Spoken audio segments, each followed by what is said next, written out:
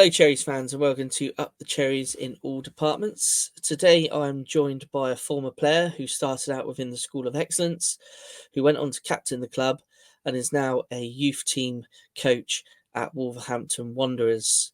Today, I'm joined by former defender KARL Broadhurst. Hi, KARL. Welcome to the show. Thanks for having me. It's a pleasure. Yeah, no, it's great. Thanks for agreeing to come on.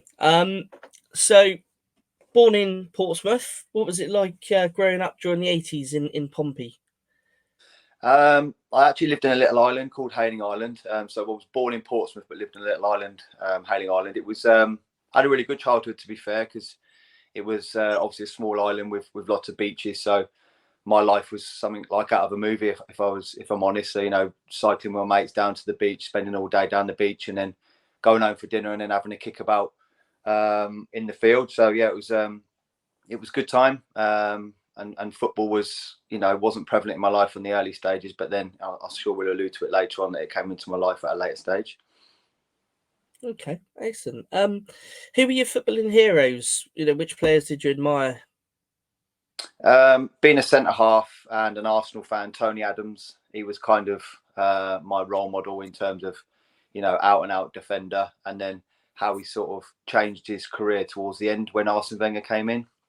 I think most people saw Tony Adams as he had the nickname of the donkey, just a big head on a stick who would, eat centre forwards alive. But then he actually showed a really sort of mature and how do I put it, like a flair to his game that I don't think anyone really seen. And I think Arsene Wenger managed to tease that out of him in the latter stages of his career. So that showed the measure of the man, really, that he could adapt his game even at a very late stage in his career to sort of the demands of what Arsene Wenger wanted for his Arsenal team.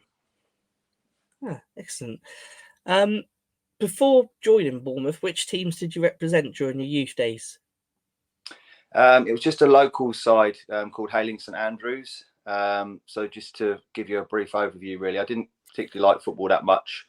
And then it was probably around 10 or 11 where I started to get into it, having a kick around with my mates in the playground. And then I got invited to go and train for the team that they were all playing for. Had a little trial, did well.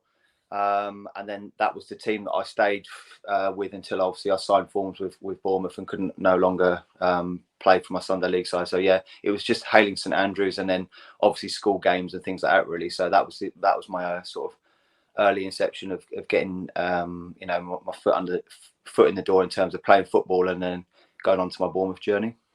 Oh, excellent. Who was your biggest inspiration as you developed as a young player? I'd have to say my dad to start with, because he was, from a young age, he was trying to encourage me to get into football. He'd try and make me watch football and stuff like that, but I was quite resistant. If I'm honest, I had other activities that I liked to do. I really enjoyed athletics and things like that, so that was a passion of mine. But like I said, just something after, I think it was after the 1990 World Cup. Something just clicked, really. I watched the England team, and the famous Gascoigne scenes of him crying and getting knocked out on penalties by West Germany. Something sort of ignited a passion in me there in terms of seeing the emotions attached to football, and then that's kind of how I got into it. And then my dad was kind of the inspiration in terms of helping me develop. So he would take me out and do some stuff with me to help me learn the game quickly, because obviously I was entering the game relatively late. So I was behind all the other boys, so it was kind of a fast learning process, really. And he, to be fair, he put a lot of time in to try and just help me to sort of nail down those foundation, those fundamentals of the game, really. Okay, so you mentioned the 1990 World Cup there. Is it right that you admired Peter Shilton and you started out as a goalkeeper? Yeah, so the way it was, we hark, what it's like back to the 80s, early 90s. If you weren't very good at football, you're normally just chucked in goal.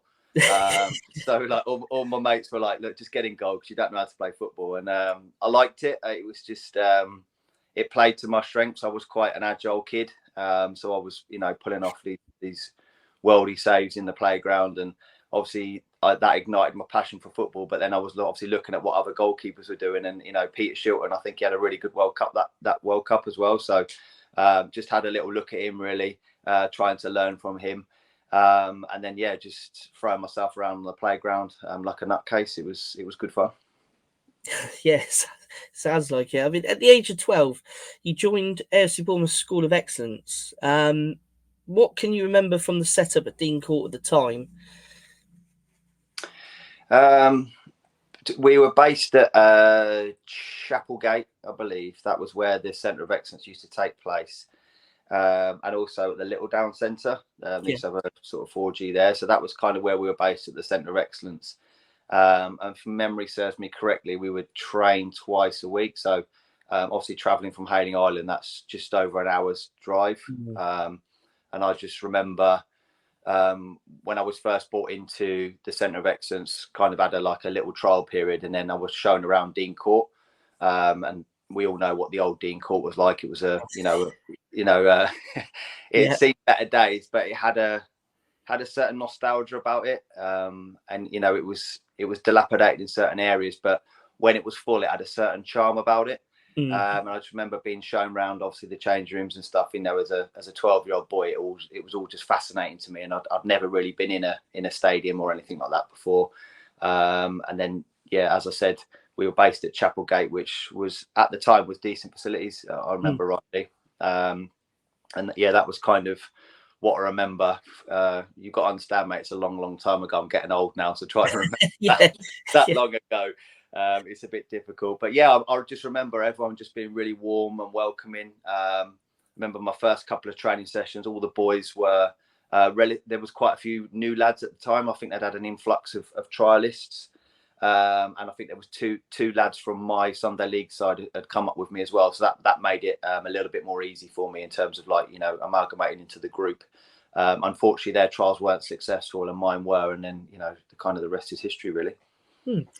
So, well, Sean O'Driscoll was one of the coaches that coached you. We'll touch on him a little bit more later with the first team. But as a youth coach, how did he impact your development as a player? He's had a really big influence in terms of how I coach now. I think Sean, I'm not going to speak out of turn here. I don't think he was appreciated for his sort of approach to the game. Even when he was first team manager, he would always encourage us boys to take ownership of our development ourselves and give us the confidence and also the license to change things. So I remember, when I was playing first team games, he would, if I wanted to change the system or something, he would back me to do it, and he would trust that we were doing it for the right reasons. And I think there's not many managers that would give that ownership to their players and that trust in their players. And I think he made us think about the game in a different way. I know Sean can be a bit prickly and a bit spiky, especially in the media. And I think he got a bit of a bad rap, but that was his way of kind of protecting the players and himself. But training sessions were excellent. They were always really thought out, and there was always an element of problem solving within the sessions, because he was a big believer on you've got to solve problems in games. So let's replicate that in training. And now I'm coaching, obviously, at Wolves, and I'm working with young players. That's something that it's kind of really stuck with me. And you only have to see the kind of crop of talent that have gone on to have successful coaching careers that were under Sean's stewardship at Bournemouth. It just shows the measure of the man and how good he was, and how certain things resonated with individuals, and how their coaching career have kind of taken a similar vein to the way Sean coached. Yeah, no, I totally agree there. Which players at the club during your youth days did you enjoy playing with, and was there any players that didn't make it through the youth system that you thought could have become pro? Our youth team was quite. We had some quite talented players in there, and obviously, as the stats don't lie, that there's a very small percentage that will actually make it into professional career. So I find myself very fortunate to have had a professional career, and I look back fondly at that. And obviously myself and KARL Fletcher were the only two that kind of made it out of our youth team to go on, and have a pro contract at Bournemouth. But my roommate, Jody, Welsh lad, I think he was from Barry Town, little tricky striker, physically wasn't as developed as some of the other boys, but his brain was really quick. He was very sharp. He had an eye for goal as well. I really enjoyed playing with him. I used to enjoy having battles with him in training as well, because I'd go up against him at times, and he would help me develop my defending, because I was a big one of trying to make sure I was going up against the best in training to develop myself. So he was one that helped me to sort of develop my defensive side of my game. We had a midfielder called Rob Johnson as well. Technically very good player. Had a really good engine on him as well. And he was one of those players in midfield that if I was playing out from the back as a centre back, I could trust him with the ball. I think that's a big thing, when you're playing in a team with players, you've got to trust, giving them the ball, you've got to have that level of trust. And he was one that you could kind of go to. And I think if you spoke to KARL Fletcher, he would agree that him and Rob had a really good partnership in that youth team midfield. And that was an area where we were very strong and we would dominate the opposition in that area. Okay. During your time in the youth setup at the club, obviously the club was going through a lot of difficulties sort of financially. We had the receivership, we had the Save the Cherries campaign, the Winter Gardens meeting, and then eventually we created the first community-owned club in Europe. Were you aware about all the dire situations at the club being in the youth team? Yeah, I was one of the ones carrying the buckets around the Winter Gardens, asking fans, to dig deep and put money in their pockets. And it was a real surreal situation, really, because I just obviously left school and kind of moved to Bournemouth and been told, I've got an apprenticeship scheme, but that apprenticeship scheme may be null and void, which was obviously, a young man moving home and stuff and wanting to forge a career in football. It was a really uncertain time for us, but also an uncertain time for everyone at the football club. You could only see really how much it meant to all the people of Bournemouth, to all the fans, that they just didn't want their club to die. And the kind of resilience and the sort of the rallying cry from the fans that we're not going to let this happen was amazing, really. And I think I think a lot of these, it's different now because obviously most of the fans are used to Bournemouth being in the Premier League. But the older fans will remember the tough times where the club felt like a community club even before it became a community club. And I think that was testament to the people of Bournemouth that, they turned out in numbers. And I remember we're having meetings with, I think it was Mel Machem and Willow were talking around what's going to be happening. And I think there was an appeal in the Winter Gardens, and Harry Redknapp and all other famous faces were coming on the video, saying, dig deep, we need to save the club and stuff. So I think Bournemouth as a club had carried a lot of affection around the football community. It's a club that's kind of buried in the wilderness in terms of it's not a big footballing town, it's not a big footballing, a massive club, but it has links to big teams. So the links with West Ham and the likes of that. So there's a lot of affection for Bournemouth around the country, and I think a lot of people just didn't want Bournemouth to fail and to disappear, and luckily history speaks for itself that the club was saved. And yeah, it was a really strange time, but also quite a galvanizing time at the same time. So it was a pleasure to be part of in a weird way, if that makes sense. Yeah. I mean, it's definitely different to the club now. It's amazing when you think we spent like £100 million in the last summer transfer window, and 20 years ago we couldn't even find £100,000 for a player. So it's amazing transformation over the sort of last 20-25 years. So but yeah, I remember those days well, and you never know if you were going to your last game at Dean Court or what. It was worrying times, but how times have changed. The season after we made the trip to Wembley for the 1998 Auto Windscreen Shield final. I believe you're still in the youth team at the time, if I remember rightly. But as you were sort of in and around the first team, did you get the chance to go up to Wembley and be part of the day with the first team, or? Yeah, it wasn't with the squad though. It was kind of, we were given tickets. Friends and family were given tickets. I did travel up. I went with my mum and we watched the game. And yeah, I was kind of wasn't in and around the first team as such. I was kind of used in training sessions as kind of like a body or a mannequin, or as you would say. Then if they needed an extra body. So yeah, it was a good day and a bad day at the same time, because obviously I think Eddie played in that game, and obviously he was a youth team graduate, so it was really nice to kind of see that there was a pathway at the club for young players to come through. And I believe he had a decent game that game as well. And if memory serves me correctly, we lost on golden goals. That was one of the first finals to be sort of won on a golden goal. But yeah, it was an amazing day for me as a young player to see a packed Wembley, and my team playing at Wembley. So it was one of those days where it kind of spurred you on to like, actually, the getting on that first team pitch is a tangible outcome for me. So yeah, it was a good and bad day, if that makes, not a bad day in terms of result, but a good day in terms of helping me with my development, and like I said, seeing a pathway into that first team. Yeah. No, I was 13 at the time, and great experience, but then heartbreaking from a fan's point of view. But great memories. So you touched on it there while you were part of the youth squad. You did train with the first team. How did that come about? Is it just a case, like you say, just to make up numbers, or was there because there was an insight from Machin that you thought that you would eventually become part of the first team?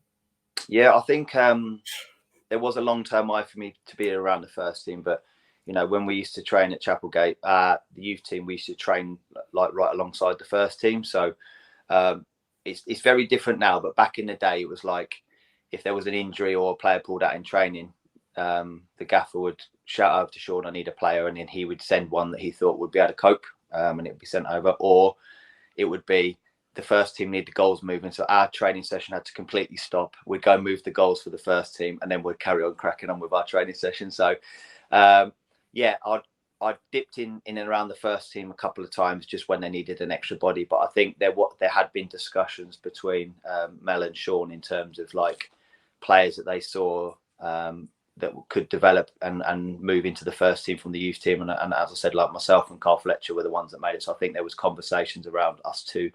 And then the following season, we were around the first team pretty much all the time. So I think that approach of little and often was quite good. It gets you used to that environment. And, the first team like to make it known that you're the young player in the group, and they test you in certain areas. So it's nice to have that little test and then come back into your own group, and trying to remain humble as well. So, you might have trained with the first team on the Tuesday, but then on the Wednesday, you're scrubbing the showers and doing all that business around Dean Court. So, it was a great learning curve for me. And like I said, the following season, I had more exposure to the first team, and then sort of kicked on from there, really. Yeah, so let's talk about your debut. I mean, breaking into the first team, you made your debut against Charlton in the League Cup, I believe, if I remember rightly. I think they were pushing for the Premier League at the time. I think they were quite high up in the old First Division. And your debut, you got scored a 9 out of 10 man of the match in the Daily Echo. What memories of your debut have you got? A lot. I remember it was a bit of a whirlwind, to be fair. I think we trained the day before. And I know the first team at the time were playing a back three then. And I think it was, I can't remember who was injured, but like someone hadn't trained on the Monday. So I was in the first team, I just thought I'm just being a body to help the first team. We played like an 11v11, bit of a shape game to go through some stuff, how we're going to play on the Tuesday. And after training, like some of the lads were saying, "I think you're going to start. I think you're going to play." And I was like, "Nah, don't be silly." Like just brushing it off, like don't be silly. And then obviously travelled down on the Tuesday morning down to London, and just in and around the hotel. And Willow pulled me. He said, "Like, Carl, I need to speak to you." And I went, "Okay, cool." He went, "I don't know if I'm doing it at the right time or not, but you're going to be starting tonight. Just thought I'd let you know. So I want you to get your head around that." And then that was it. So like, obviously the nerves started straight away, and then I was obviously on the phone to my parents letting them know. So they were scrabbling around. I said, like, "I'm gonna leave tickets for you." So like they were like obviously really excited but nervous for me at the same time. And then they managed to watch the game, which was great. And then just the time in the hotel was a bit of a blur, really, because I was just like obviously really nervous. And it was a big game. You're right. At the time, I think Charlton were top of the league, and they actually got promoted to the Premier League that year. So they had a really good side, and they played their full strength side against us as well, because obviously they were home. They weren't messing around. And I just remember before the game, the lads were brilliant with me, like Ian Cox, John Bailey, and that were just getting around me, like, because they were the older heads in the change room. Just you're here because you deserve to be. Go and enjoy the experience. First couple of touches, just try and get some good touches in the game. Win your first contact, win your first header or tackle, and that will settle you down. the game, if I'm honest, mate, I can't remember much of it. I just remember snippets because, again, it was just a blur.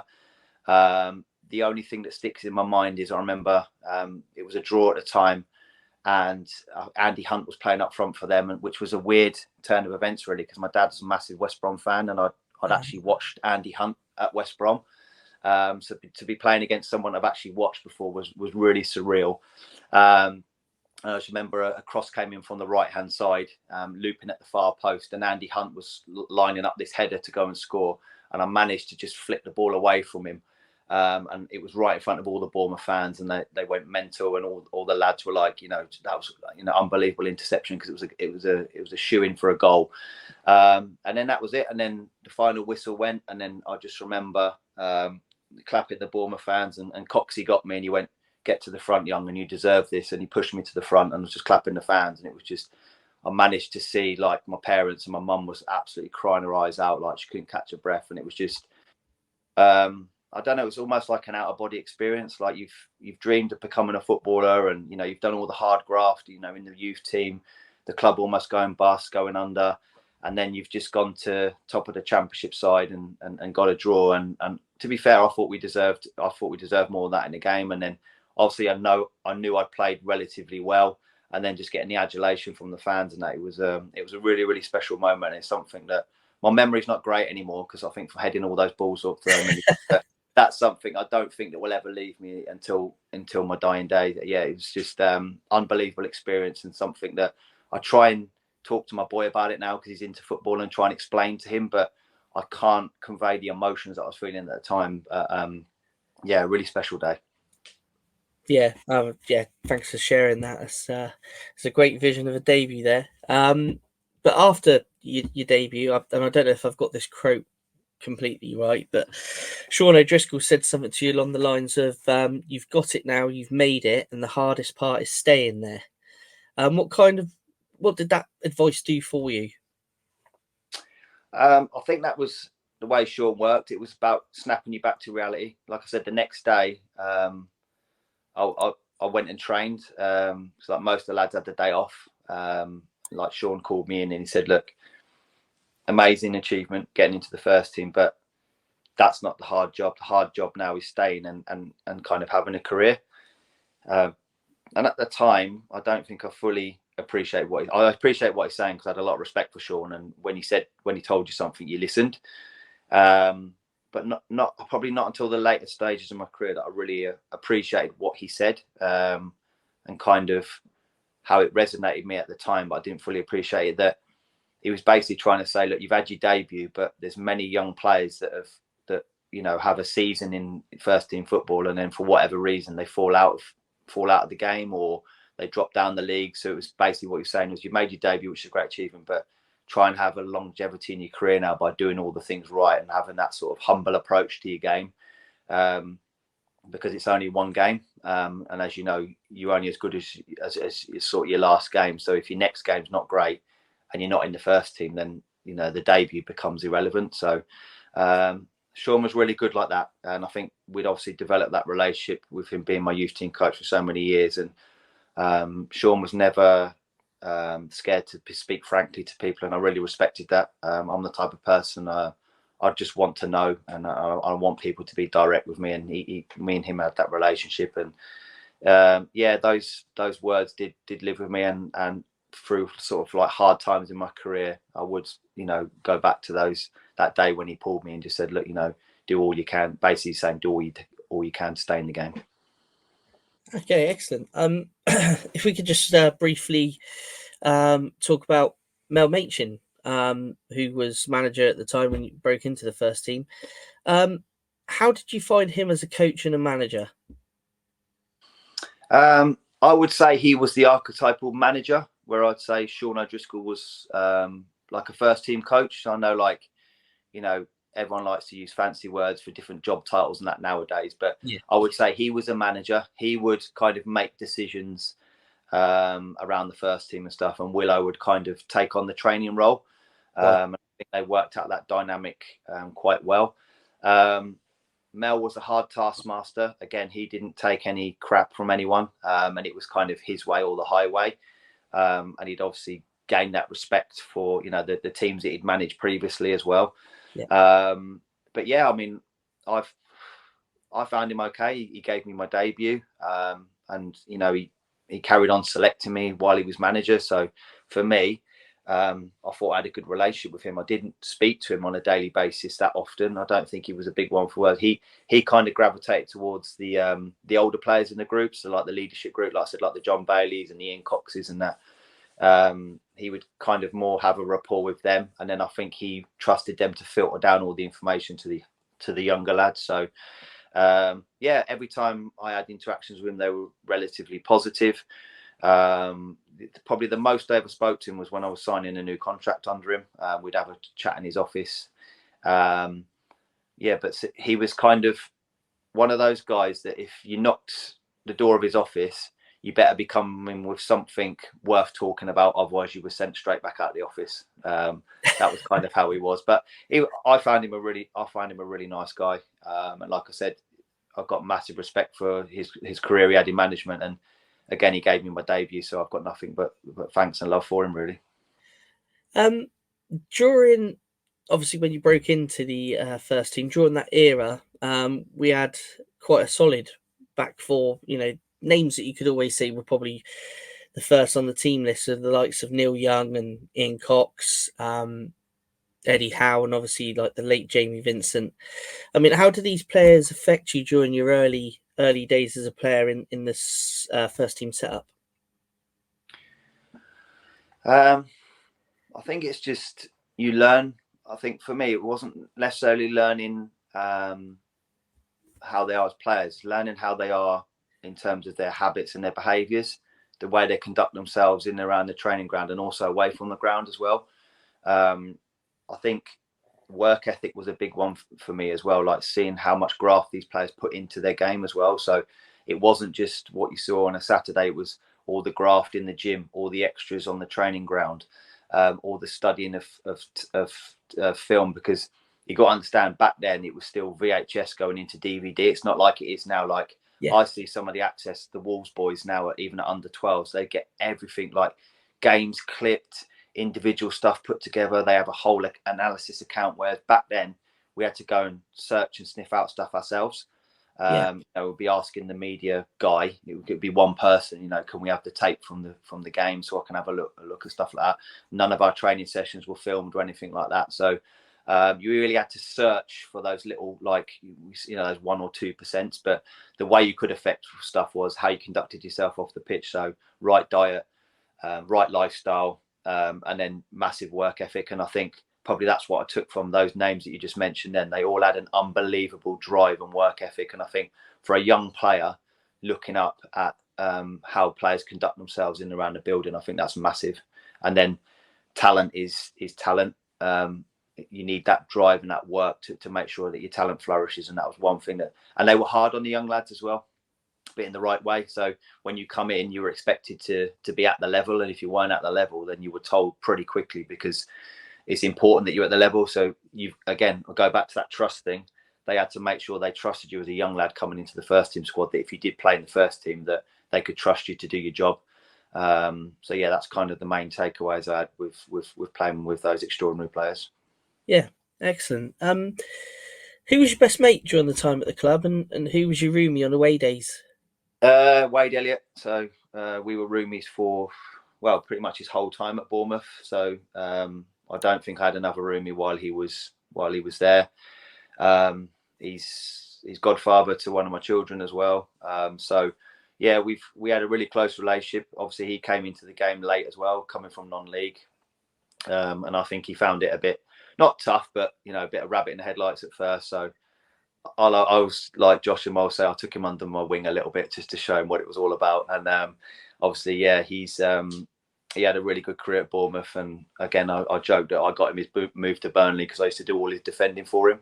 I'd let him do fancy stuff that caught the eye, and I'd do all the horrible jobs that he didn't want to do. So yeah, we had a good relationship, and we were really close. And you know, we'd go for meals together. And we went on holiday together as well with our partners and that as well. So yeah, he was kind of the one I sort of gravitated to. But I used to get around everyone really. it's important that you do have those relationships with everyone. Listen, not everyone gets on with everyone in a team. It's a fallacy if fans think that everyone likes each other in a change room, but you have that mutual respect for each other, that you are a team, and you have to put those differences aside sometimes, and you just make sure things are civil. And if you do have a kind of a gripe with someone, that it's done in the right way. But I always just made a point of just getting around everyone really, and just finding out a little bit about each individual, because within a team there are individuals. So yeah, it was important to try and build those relationships, whether they were strong or just soft relationships really. Yeah. As a homegrown player yourself, you played alongside Eddie Howe and KARL Fletcher. Obviously both homegrown players like yourself. What was KARL like as a player and a captain? Unbelievably driven, selfish, but in the right way. He knew what he needed for himself to get where he wanted to get to, and I think when he came into the first team, I think he found a little bit rocky and a bit tough at times, but he was competing with some really good central midfielders, like Steve Robinson, Scott Mean, and so there were some really established players in there. But he eventually found his feet, and then he just, again, another player that his work rate and his drive were off the charts, and you could kind of see as he got his feet in the first team that he probably wouldn't be staying with Bournemouth for very long. He just had the sort of hunger to go and push on with his career, and he was fortunate with injuries that he got a lot of games and that as well. So he wasn't hampered by any big injuries, and his game just developed from there. And then like I said, I can't remember the season he left, but you kind of knew things were going that way. He got a call up for Wales before he was moved to West Ham, so you could kind of see that the writing was on the wall that he was going. But tough player as well, did the dirty side of the game as well, but had really good techniques on the ball. And obviously he played alongside me at the back as well at times. He played the centre of a back three, which I think helped develop his game as a midfielder as well. So it was good playing alongside him. You knew, again, I go back to trust again, you could trust him to do his job. In some of the horrible, ugly games, like Lincoln's away and stuff, which is not really a game of football. It's just going to be heading the ball 90% of the game. You could trust that he would be there and do his job, and he'd be covering my back, I'd be covering his back. So it was, but like I said, you could tell he had those traits that he wasn't made for League Two, League One football. He was made for better things, and obviously his career proved that in the end. Yeah, that is true. He did go on to represent West Ham and Palace, I think, wasn't it? Yeah. Yeah, so he had a very good career, didn't he? I think he even made an FA Cup final. Yeah, but against Liverpool, yeah. Yeah, the Gerrard final. Yeah, that's the one. Eddie Howe, if we can just touch on him for a little bit. He was said to be a very intelligent defender and a bit ahead of his time when he was at Bournemouth. When Coxey departed, I think you made a partnership for quite some time, you and Eddie. What was it like partnering Eddie at the back? Again, another player that kind of looked up to and tried to learn from, really. We were both different in terms of centre halves. Like, he was technically better than me. That's probably an area where I wasn't as strong. But also for a centre half that was kind of,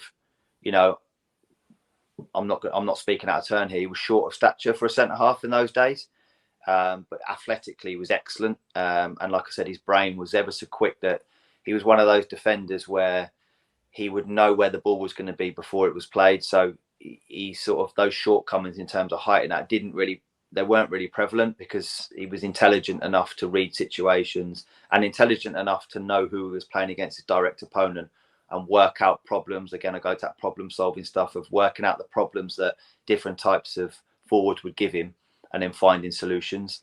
So that intelligence was probably one of his biggest assets. But again, he had a massive heart as well.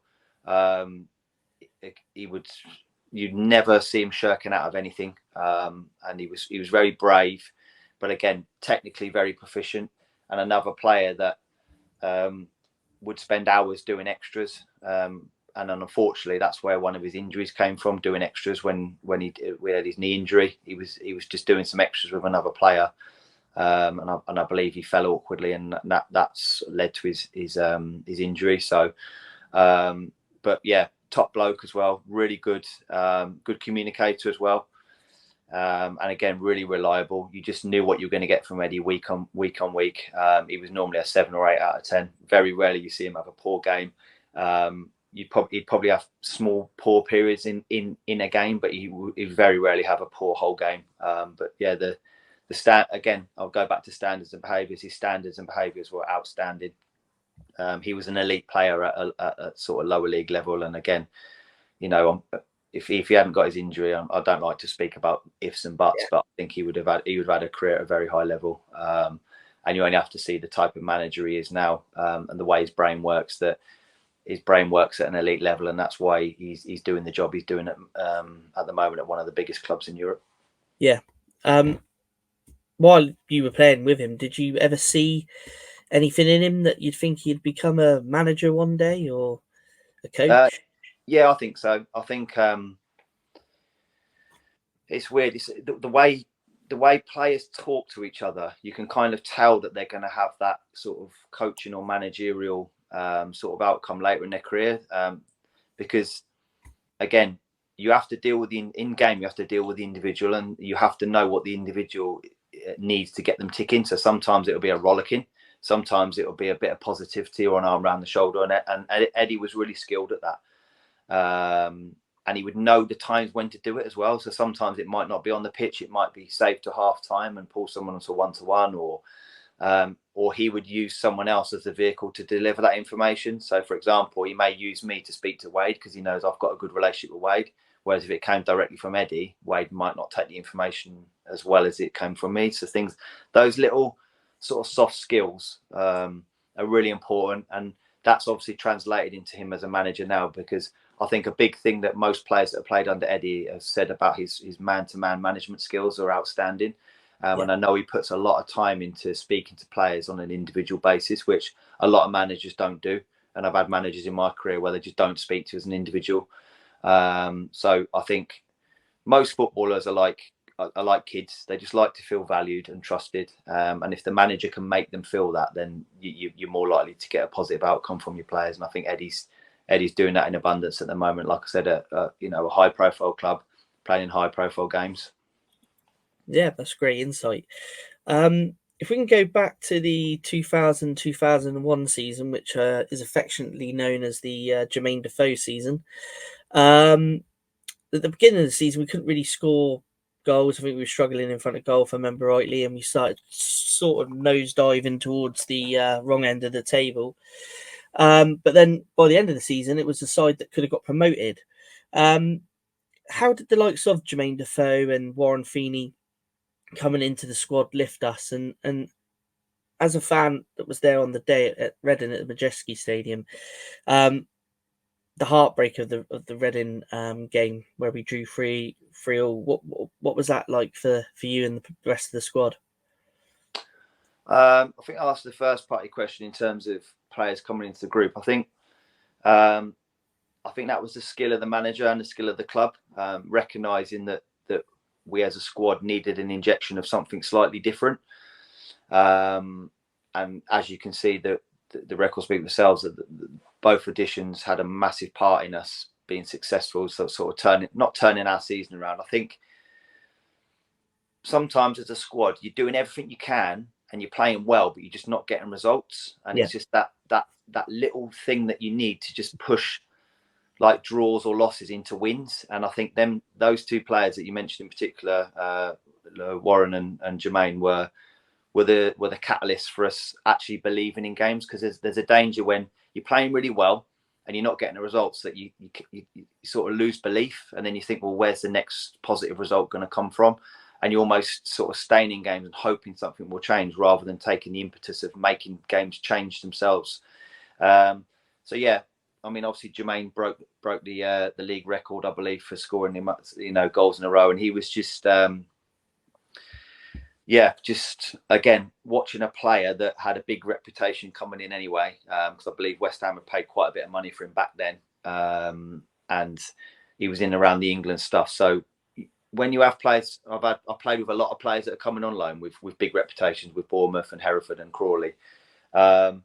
So you're almost eyeballing what they're like, how they conduct themselves when they first come in. Are they going to be coming in with a swagger and thinking, I'm playing down a few leagues, it's going to be easy, or are they going to go, actually, I know what this is going to be like. I'm playing men's football, because you've got to understand, a lot of these lads have just come from youth team football, and the jump from youth team football to first team football is humongous. It's massive, and I don't think players fully appreciate that, how different men's football is to youth team football. So we've had a few loan players which have excelled, and I've played with a few loan players where it's just been far too much for them. But Jermaine had that swagger about him, but with a little bit of humility as well. And then the first couple of training sessions, I think his first game was Stoke away, and he scored a header. And he's only 3'2" or something. And you think, like, this kid's something else. And I remember Sean used to be hammering him all the time about how lazy he was, though. He said, you don't do anything off the ball, but then he'd score a goal. So you couldn't hammer him too much, because he'd do nothing for 80 minutes in some games and then just go and score 2 goals out of nowhere.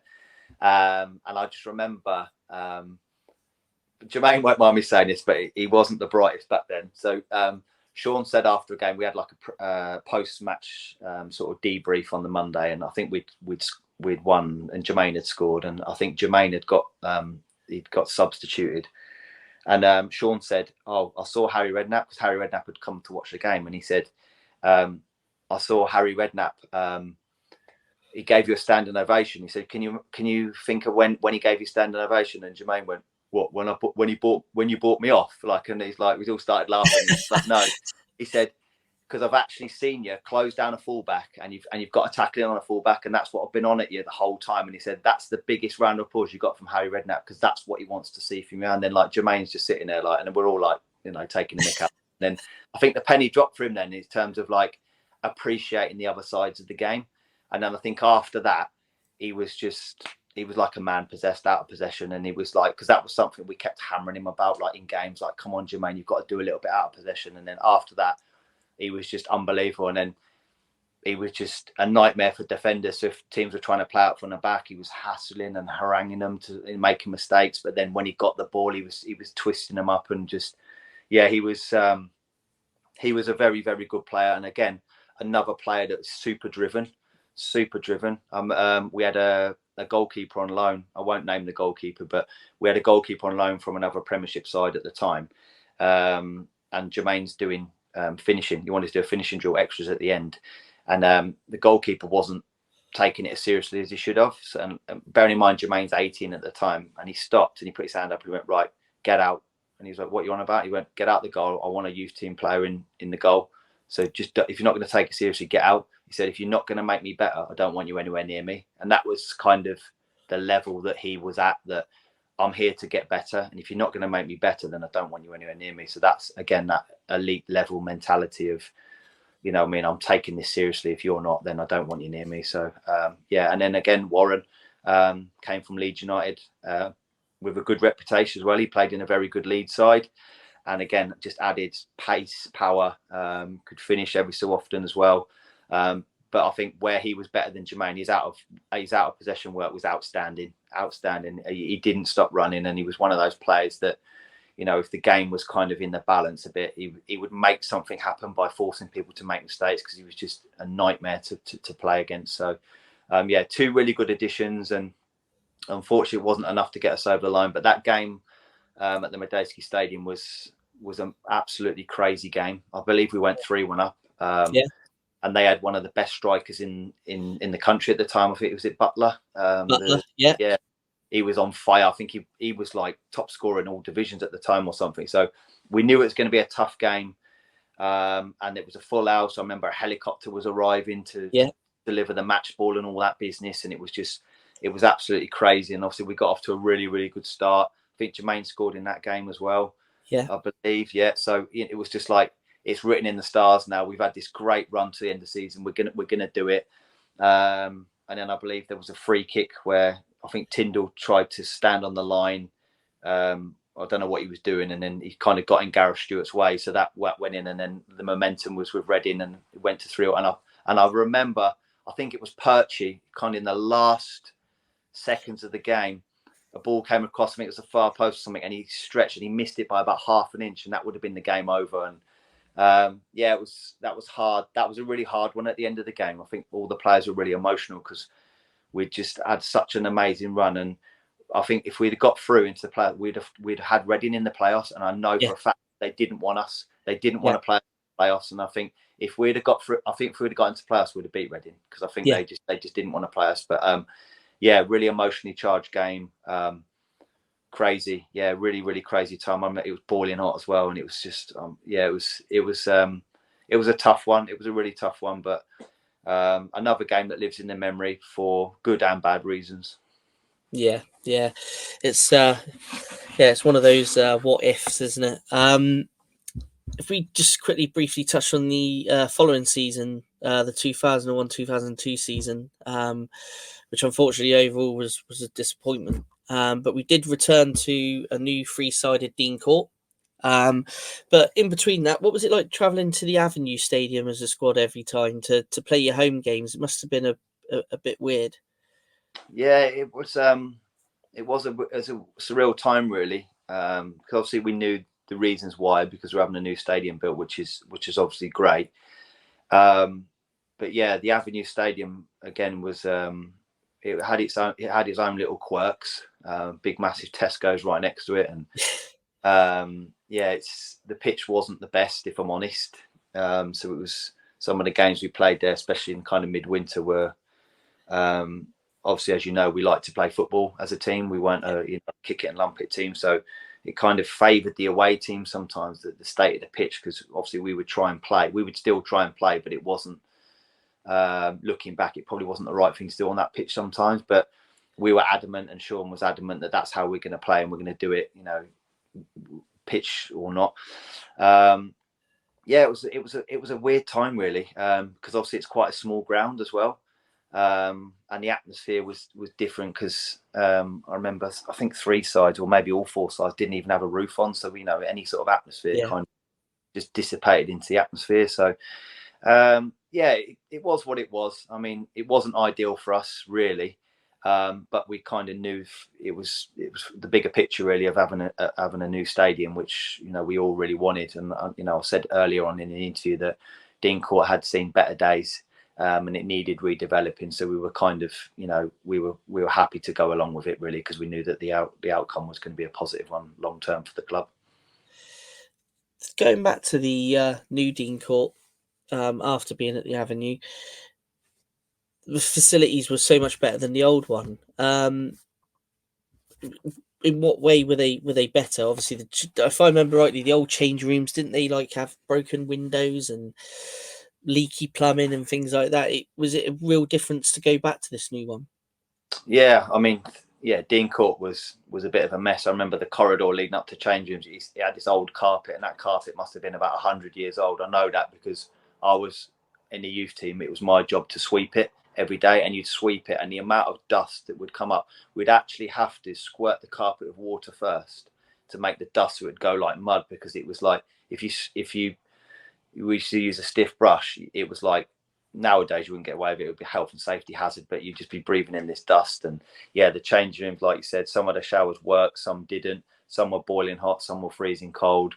Cracked windows, broken windows. The players' bar just looked like an old sort of 1960s social club, like dark and dingy. Whereas the new facilities, yeah, the changing rooms were, bigger, brighter. The hospitality facilities were excellent. All the executive boxes were, like shiny and new and nice. And then obviously the pitch was class as well. So obviously because it had been rotated 90 degrees, everything was from scratch. And even weird things like the floodlights. Like the floodlights were so much better, improved lighting and that. Because there were some spots at Dean Court where if the ball was at a certain point, you couldn't see it because it would get caught in the lights and things like that. So yeah, the facilities were miles better, and it just, I don't know, it seemed to like rejuvenate the club. It was almost like a new beginning for the club, and all that sort of torrid history and all that past had been kind of put to bed really, and it was kind of a new dawn for the club really in going in the right direction. But yeah, we were all really excited. I remember us getting a tour from the site manager when the stadium was about to be signed off, and we found it weird that it was three sides, because Yeah, don't think there was any other stadium that only had 3 sides around, and especially a new one as well. So it was really odd, and it was just this like dirt mound behind the goal. Yeah. It was really weird, but I mean the other 3 stands were top drawer, so it was kind of something that we just kind of said it is what it is, and it was kind of a little quirk that our stadium had that no others had really. Yeah, no, I remember those days, and there was a tree there as well, I think, and some of the kids used to Fans, jump up yeah. up the tree to watch the game for free. So, yeah, no, good old times. That season also we saw Eddie move on to Pompey. How did you feel that impacted that season with kind of the end result? Um, it, I'd lie if you say like when you lose a big player, I'd lie if you say it doesn't have an effect, because it does. Because Eddie had been obviously a part of Bournemouth from a young kid, like myself. So to see the move on is gratifying in one sense, because that's what football's all about. You want players to go on and play as high as they can. But obviously it did have a big impact on the club as a whole, because it's no secret that he was a fan's favourite as well. So I think it had a big impact on the fans and that as well. But I think the majority of the fans would have been pleased. Probably not necessarily moving to Pompey aren't really a rival, but obviously they're another South Coast club as well. So maybe that stung a little bit for some of the fans. But yeah, it definitely had an impact. Like I said, when you lose such a big player like that, it does take a little bit of time to sort of settle things out. I mean, I don't even know where we finished that season, if I'm honest. My memory's not that great, so I don't know how the season finished, but it would have had an impact definitely on a personal level for myself, playing with someone like that, and developing that relationship, because I'm a big thing about developing relationships, especially as centre halves. I think you need to have a real strong relationship with the person you're playing alongside as well. So, with him going, you have to start developing that relationship with someone else, because like I said, when you have a string of games together with the same person, you start knowing each other's game inside and out, and then you have to start from scratch when you're playing with someone else. So yeah, it would have definitely had an impact on the team, and I know it did for me as an individual as well. Yeah, so I mean, at the end of that season, we were relegated at Wrexham on the Right. last day. And that game, we had, I think Wrexham were already relegated, if I remember rightly, and we had a glimpse of staying up, but unfortunately we lost that one 2-1. Can you remember the feelings of being relegated and with the Yeah, squad and the overall mood? yeah, I remember the game because I was, again, another game I was injured, which unfortunately I suffered a few injuries during my career. Sat in the stand, I think I was with Richard Hughes, and I can't remember who the other one was, and we were trying to list out what the other results were. Because as you said, I think there was a glimmer of hopes. If other results, I think it was some madness, like 3 results needed to go away or Yeah, something. It was a real slim chance for staying up, but there was an element of hope. And yeah, it was a really weird atmosphere, because as you said, Wrexham were already relegated, and then we had a very fine hope of staying up, but not really. And it was just, I don't know, it was such a strange atmosphere. And then obviously when the results came through and we'd been relegated, it was awful. But I think it was hard for me that day because I hadn't played a part in the final game. So you almost feel a little bit guilty. So what I mean, you almost feel like, not that I would have come on and changed the outcome or anything, but you almost feel like you haven't played your part as much as you should have. And obviously I played a big part in that season in terms of us not doing so well. So I know, I did play a part in a really unsuccessful season, but I think just not being there and playing in the final game of the season, it was really strange. And yeah, the relegation was a tough one, really. I remember us. Now you've jogged my memory. That was the season we got relegated. I remember us. We had quite a few players' meetings, trying to work out what we can do to try and change things. So I think, like, sometimes fans think, when a team gets relegated, that the players not necessarily don't care, but they're not all giving their all. But we were literally calling meetings, all, like, not all the time, but like we would have it out, and the meetings got heated and very heated at times, and we got a lot of stuff out, but ultimately it wasn't enough to keep us in the league, which was really disappointing. But yeah, I think that was a really tough summer for everyone, going away, regrouping, and then probably like you have a couple of weeks where you're down in the dumps, and then you're thinking, right, I've just got to get myself ready now for next season, because we need to get promoted. And I think that was the key message. We've got relegated now, we can't do anything about it, we need to get promoted next year, and that's, if anything less than that is a failure, really. So Yeah, well, the next season we did bounce back, and obviously we were promoted. But if I remember rightly, there was, I think, the first sort of 4 or so games of that season, I think we had like 3 draws and a defeat. And I think Sean O'Driscoll was actually handed an ultimatum by the chairman, that results had to improve. How did that make the squad react? for honest, we were a bit pissed off with the chairman, if I'm honest, because, like, no disrespect, his knowledge of football was non-existent, really. Do you know what I mean? And it's almost seemed like it was something to appease the fans, because again, we weren't playing awful. We just weren't getting the results. It was kind of that, I don't know whether it was a hangover from getting relegated, or we were playing okay and we were doing all right. And I remember, I think one of the first games was against Swansea away at the Vetch, and it was an error that cost us, like something that was just an anomaly that cost us the game. And it was little things like that, like little things weren't quite working for us, but our general performances were pretty good.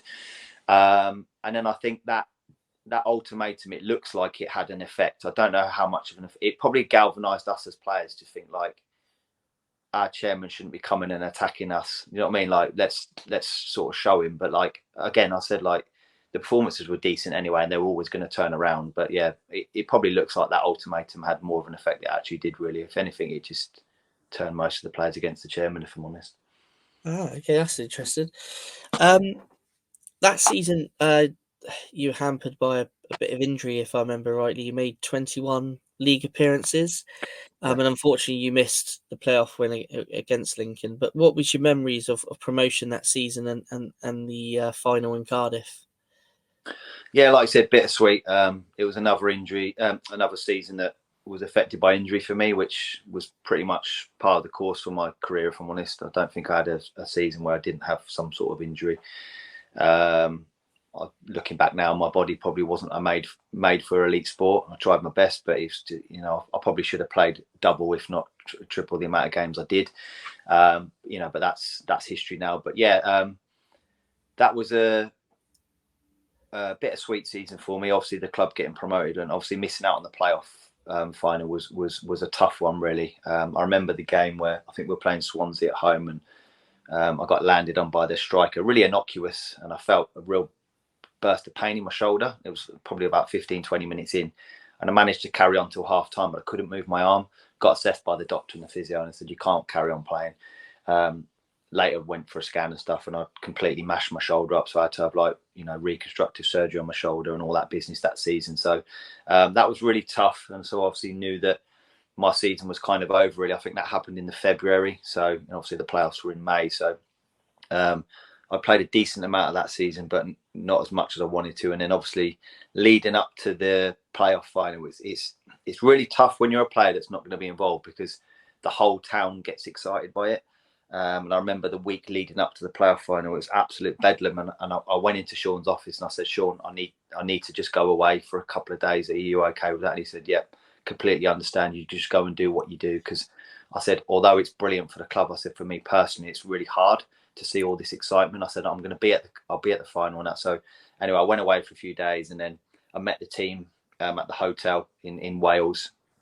And then just got around the training sessions and started getting around the lads, and then just started feeling it. And then I thought, right, my part now is just to be the biggest support role I can, just getting around the younger players, helping in any way I can, just being that motivational person.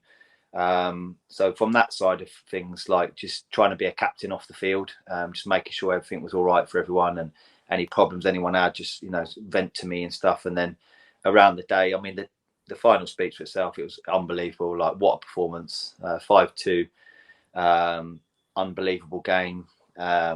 Atmosphere was brilliant. The Bournemouth fans were outstanding that day, absolutely outstanding. There was, I think we took about 30,000 fans there or something like that, or maybe more than that. And it was just, I just remember just seeing a sea of red and black on one side. I think Lincoln only bought about 15,000, so they were like, You know what I mean? It was definitely a Bournemouth day that day, and then like I said, the result was fantastic, and it was fully deserved, and a culmination of a good season, which didn't start off the greatest, but which proves that sometimes if you're a little bit patient, and good things will happen. And I think, an amazing day, and then the journey back was good. I think we stopped off at an off licence on the outskirts of Wales and completely emptied the place, and then so like we was having a few bits on the way down on the coach, and I remember a couple of supporters buses were overtaking us, and we were travelling side by side for a couple of miles, and just like cheering and that to each other. It was just it was amazing, and it was just, I think it was really nice for those fans that, like I said before, that it endured all the hard times and the struggles and that, and then just having that day. I think going up through the playoffs is the best way to get promoted if you're successful. I think it's just the all-round sort of build-up, and the playoff semi-final against Bury. Yeah. Having that day at Wembley, at the Millennium, when you go and win it, and you do get promoted. I think, going up through the playoffs is the best way. I've been fortunate enough to go up through the playoffs and automatic promotion with another club. So I think going up through the playoffs is that little bit sweeter. Yeah.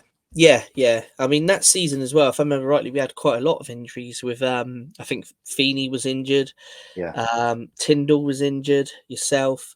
We had quite a lot of injuries across the side. So overall, it was great to go up that season, considering how many first team players we had out. And I feel like Perchie played centre midfield that day, I think. And, it was quite versatile, some of the players in that squad. Yeah, and I think we had, I think Phil Gallagher was on loan that time. That's right, yeah.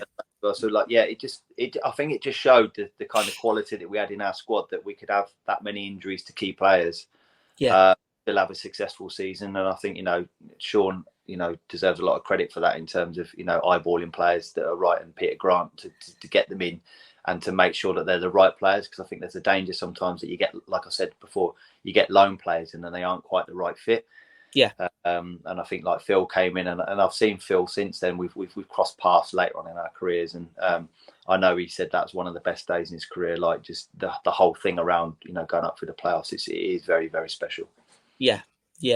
Well, I can't speak about your time at the club without mentioning one person. But how much of an inspiration was Big Fletch on the team during your time at Dean Court? How much was an inspiration? I mean, he's a club legend, and rightly so. Obviously, he was relatively young. What is he, about 85 now? He's got to be, isn't he? He was relatively, I'm sure he was 40 when I made my debut, but he was relatively young lad when I made my debut, and got in and around the first team. And he's just a really likable character. He's got a lot of personality, and I think personality goes a long way in football sometimes as well. And you can only see the career he's had at Bournemouth, fully deserved. And I was in one of the games, I can't remember which one it was. I don't know whether he broke the goal record or the appearance record or something. And I remember I saved him from getting sent off, because he'd already been booked, and he took his shirt off because he likes to show off his he likes to show off his pecs and all that, dabbing himself. And I said to the ref, please, like, this is a massive moment for him in his career. Like, you can't book him. And the ref was like, all right. And so and Fletch thanked me for that. I told him after the game. So like, I didn't want him to have his day ruined by getting sent off because he wanted to show off the pecs. But Fletch is a top bloke. Really down to earth, salt the earth guy. Like obviously from Hartlepool and that. And I know he left the club for a spell. I think he went to Chesterfield and then came back again. So he's, without being Bournemouth through and through in terms of where he's born, he's Bournemouth through and through in terms of I think he absolutely loves the club, and the club love him. And I believe he's an ambassador or something now for the club, which is I think that's right. And I think clubs should do more to sort of look after their ex-players. I know this is different, but you look at clubs like Bayern Munich and stuff, like they really value their ex-players, and they make sure that their ex-players are in and around the club, because they know that they've played a massive part in that club's history, and they value that. And I think clubs in this country could sort of take a leaf out of their book. I think players that have given a lot to a football club should be held in high esteem, and I think Fletch is. And I don't know if he's still got that cheesy picture of his face on his stand any longer. No, it's not there anymore. No, no, yeah. That's that was a strange one. That he was still playing at the time, wasn't he? And he's shooting towards the north stand, and there's his head Yeah, on the top of the yeah, stand. yeah. But Yeah, that's Fletch, though, isn't it? That's Fletch. yeah, But yeah, like I said, top bloke, and I've got nothing but good words to say about him. He was great to have in the change room as well, in terms of like his personality and that. And when you're going through tough times, like we did, in some of the seasons, you sort of lean towards people like that are kind of, got that personality and that spark about them. And he did care a lot about Bournemouth, and that sort of that fed into new players that came in as well. Like he made sure that they understood what the club was all about and how much it meant to the supporters. So yeah, he was a really top bloke. yeah. Well, after the first 7 games or so, I think, of the 2004-2005 season, Carl Fletcher, as we've briefly spoke about, he moved on. He was sold to West Ham, and Sean O'Driscoll handed you the captain's armband. How did that make you feel, and how did it change you as a player? I'll tell you the story how it came about, actually, a typical Sean way. So basically, the captain's armband was put on your peg in the changing room when you were like made captain. So it was obviously be like Carl Fletcher's or Steve Fletcher, or whoever was captain. And I came in he didn't speak to me, just came in the change room, and the captain's armband was on my peg, and then that was it. That was how I got found. That was typical Sean. No big song and dance about it. It was literally like the captain's armband's on your peg, and then that was it. So obviously I was assumed I was captain. How did it make me feel? Probably one of the proudest moments of my life. I'd been at Bournemouth since a young boy, come through the Centre of Excellence, made my debut, and then obviously being bestowed with that honour of captaining my team, my club. It was amazing, and really, really proud moment for me as an individual. And it was something that I enjoyed because I did it anyway, even without having the armband on my arm. I used to pride myself in being a leader on the pitch, and the captain's armband was just a sort of recognition from the manager, really, that he saw those qualities in me, and it was, it was amazing, and I loved it, and I enjoyed that responsibility, because the captaincy isn't just about on the pitch, as I spoke before. It's about stuff off the pitch and that as well. Some of the stuff you do in the community, and that making sure the lads appreciate all the stuff that we need to do in the community, because we were a community club back then as well. Yeah. And making sure that they do fully embody what being a Bournemouth player is. It's not just getting the adulation on a Saturday or a Tuesday night when you're playing. It's about going out into the community, visiting schools, visiting food banks and things like that, and having that real tie to the community. And that's something that I really enjoyed as a captain, of getting around some of the amazing organisations in and around the Bournemouth area that support some of the most vulnerable people, and just being a presence from the club, and taking that role really seriously. During your time that season as captain, we had a draw in the League Cup against Blackburn, so we went up to Ewood Park, a game which has lived long in the memory of a lot of Cherries fans. And you scored in that one, and we won on penalties. How did it feel to beat a Premier League side at their own ground? Well, good, obviously. It's a good feeling, but I think sometimes you can look at results like that and think it's a bit of a fluke, or it was, I don't know, that the little minnows have beat the mighty Blackburn. But we were going up there, and I'm telling you 100%, we were going up there, and we knew that we could beat them. We had the confidence, and we had an idea as well that they'd be playing a pretty much full strength squad as well, bar a couple of additions, like reserve players, whatever. But they were near on full strength Premier League, like the team that they'd put out in the Premier League. And we were confident, and I remember we were training, so that they let us train at their training ground, and Martin Tyler was watching us, because obviously he was commentating for the game on Sky, and he watched our training session, and we practiced penalties and that as well. And I think he was speaking to a few of the boys, and he said you're a decent side, aren't you? You've got some really good players here. And I was like, yeah, we are a decent side, and we are confident. And he wasn't taken aback a bit, but he was almost like, yeah, fair play to you. Do you know what I mean? Because he's obviously been around football a lot, and these lower league sides, they can almost go to these Premiership sides and kind of lose the game, not on quality, but because they're in awe of who they're playing. And we didn't have any of that in our squad. We were quite a young squad, and we were hungry, and we knew we could get a result. And obviously the result speaks for itself now. And it was a good game as well. It was a really enjoyable game to play in. And I think it was a good game to watch as well. And as you said, like, I didn't score many goals in my career. And that's kind of the one that, if I am going to tell anyone where I scored, I always tell them I scored at Blackburn, and to helped knock a Premiership side out of the cup. So that's my one little claim to fame that I get from my career. So yeah, it was a brilliant night.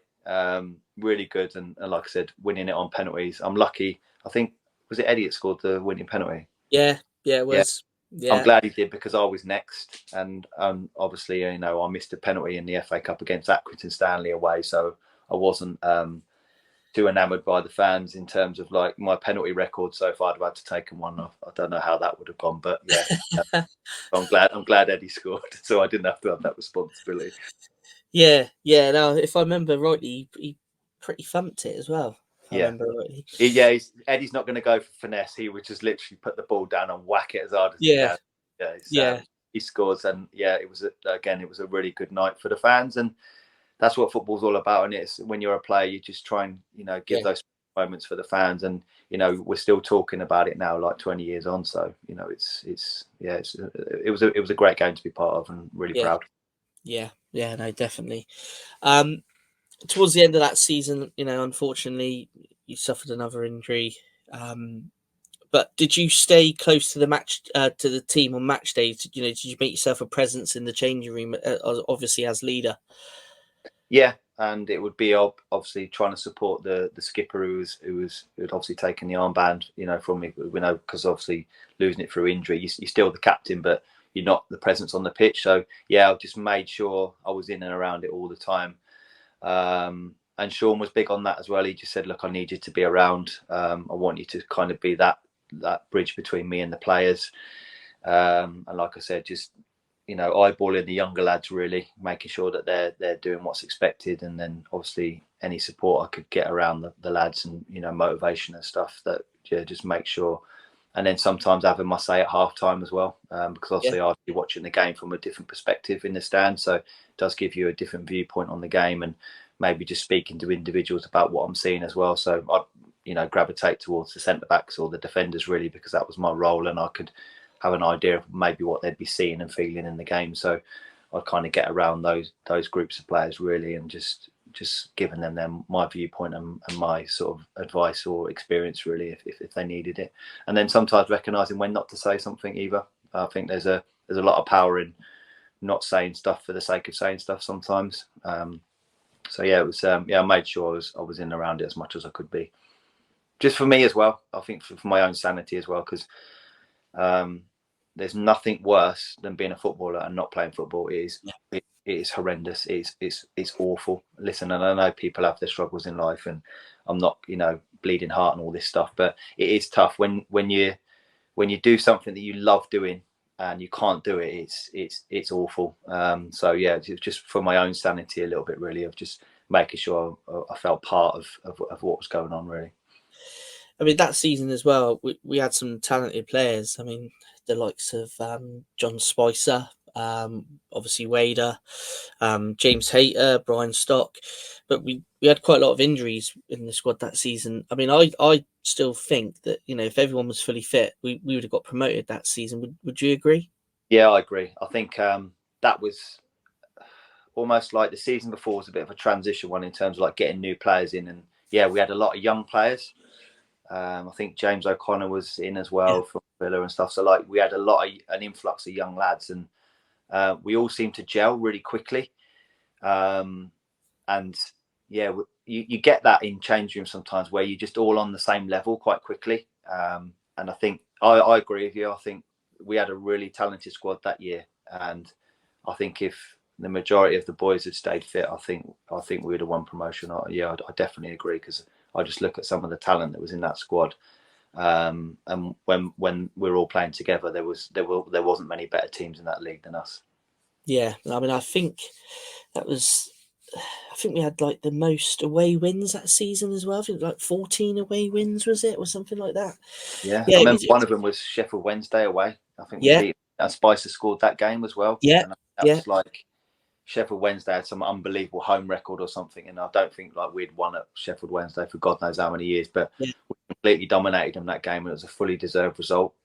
yeah, That was one of the games that stuck out. I remember that we were really good that day, and Spicer he was unplayable. He was just yeah, like, couldn't get near him. He was class. yeah. Yeah, he was a class player, and yeah, no, I remember that. I think that was a midweek game, if I remember rightly, and yeah, no, great season, and just a shame there was so many injuries. But Sean O'Driscoll, obviously, as we've touched on, you know, he great coach, highly respected by the Bournemouth fan base. But there came that time when he did depart to Doncaster.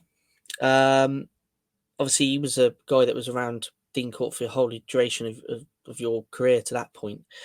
So, what was it like for you and the squad when he announced that he was moving on?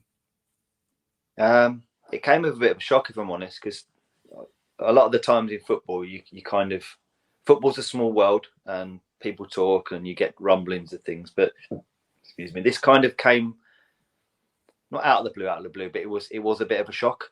And I think we found out a couple of days before he was going that there was murmurs of something happening, and then it was just finalised. I think I can't remember where we were going. We were playing away, Brighton away or something like that, and it was kind of, I think Joe Roach. And I do apologise if I forget the other guy that was supporting him. Stuart Murdoch. Yeah, that's the one. I apologise because he came in from nowhere really. So I obviously knew Joe from like his youth team work. So obviously they stepped in for the game, and it was kind of like, right, he's gone. No, you just have to get on with the game, and it was really quick. There was no real like massive goodbyes and stuff. I managed to find Sean personally and say goodbye before he did depart. But yeah, it came a little bit out of the blue really. But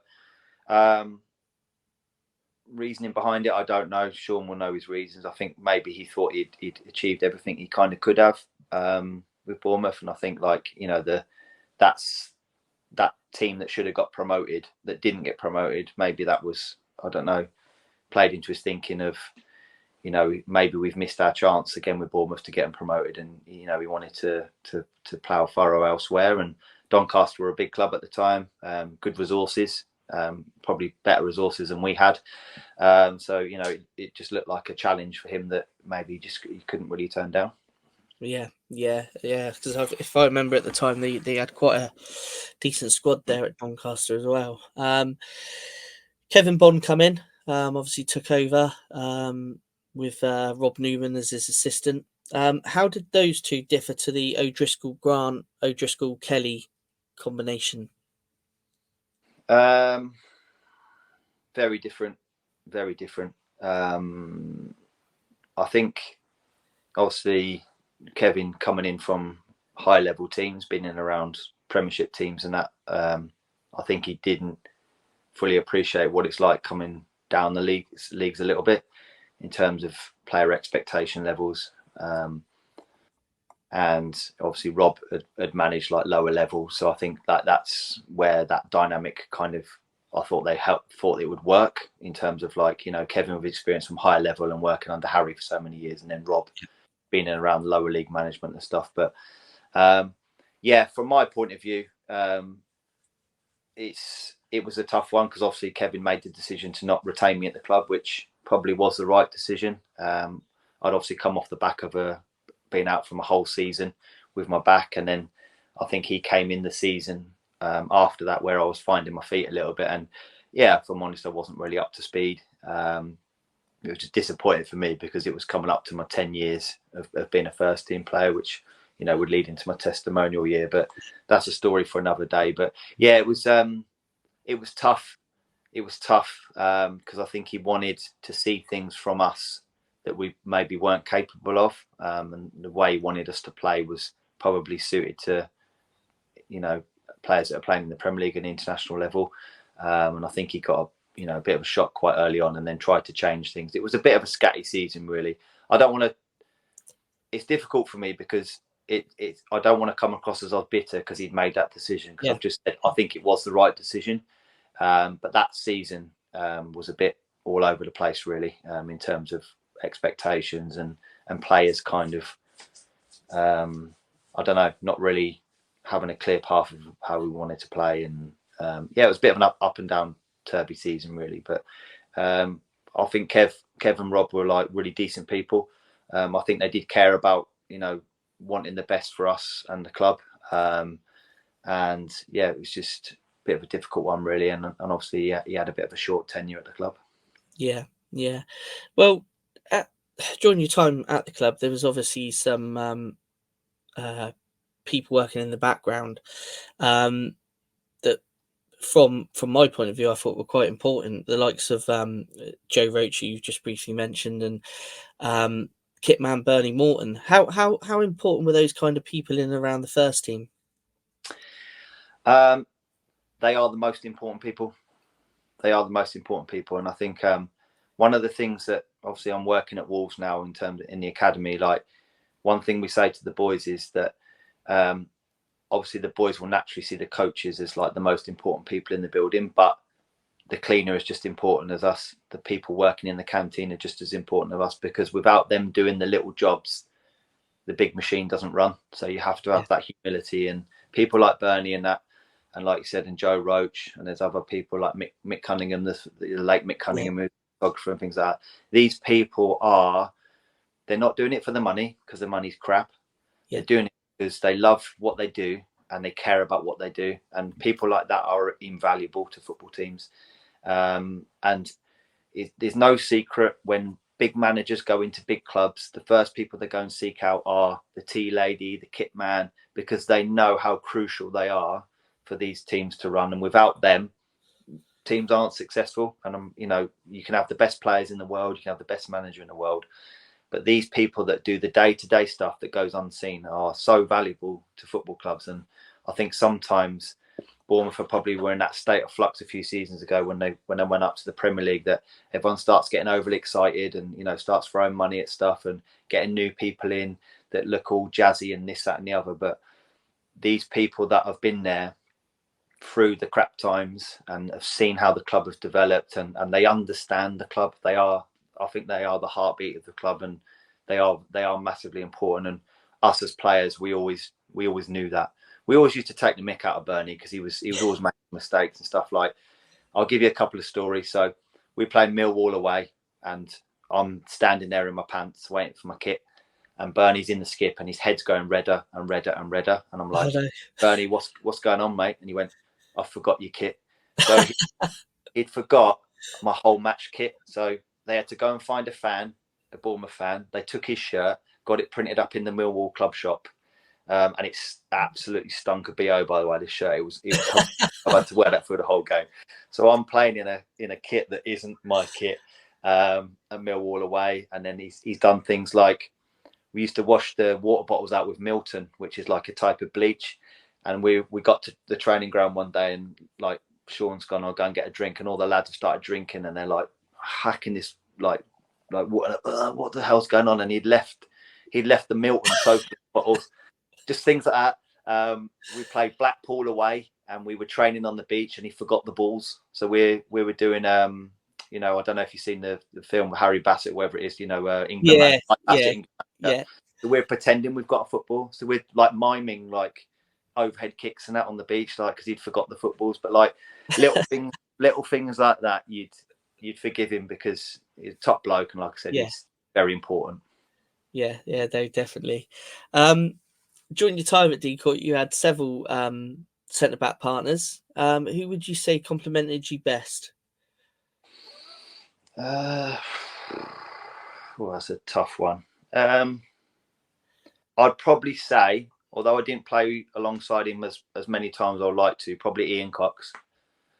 I think just him as a player, just athletically excellent, really calm and cultured on the ball, but also a really calm person.